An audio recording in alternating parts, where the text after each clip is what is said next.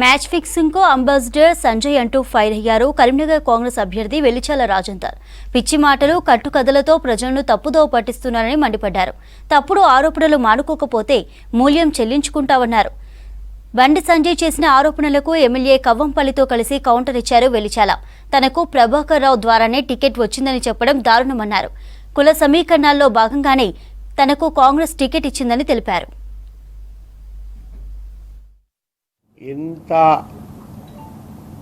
ఇంబ్యాలెన్స్గా మాట్లాడుతున్నాడు మనిషి ఒక్కసారి అర్థం చేసుకోండి.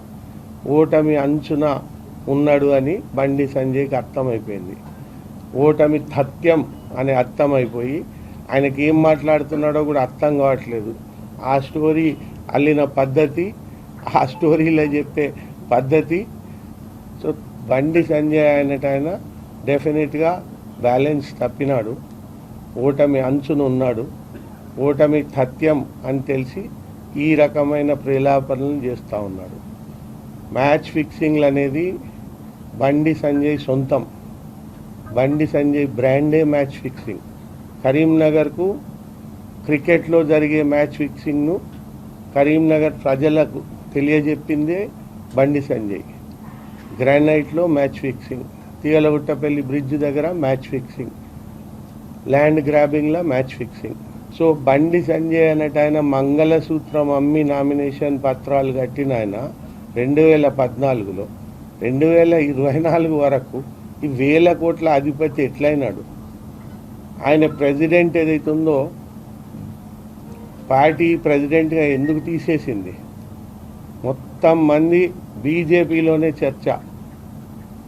అత్యంత అవినీతికి పాల్పడ్డాడు.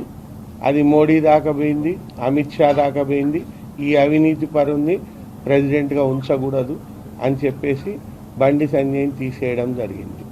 అటువంటి బండి సంజయ్ నా గురించి మరక లేని సచ్చీలమైన ఫ్యామిలీ నుంచి వచ్చినాను నేను. నా గురించి మాట్లాడే హక్కు ఆయనకు లేదు. మేము కరీంనగర్లో నిజాయితీతో బతికినాం, ఎప్పటికీ నిజాయితీతోనే ఉంటాం, ముందు అంటే ఉన్నాము. మా ఆస్తిపాస్తుల సంగతి తెలుసు. సో ఆయన నా గురించి పిచ్చి ప్రేలాపనలు చేస్తూ నేను ఎవరి దగ్గరనో ప్రభాకర్ రావు అన్నట్టు ఆయన నాకు పైసలు ఇస్తాడట, ఆ పైసలు నేను మా వాళ్ళకి కట్టబెడతానట, ఆ కట్టబెట్టిన పైసలు ఢిల్లీ దాకా పోతాయట, అవి 100,000 కోట్లట. సో ఇటువంటి పిచ్చి ప్రేలాపనలు చేస్తే మాత్రం బాగుండదు.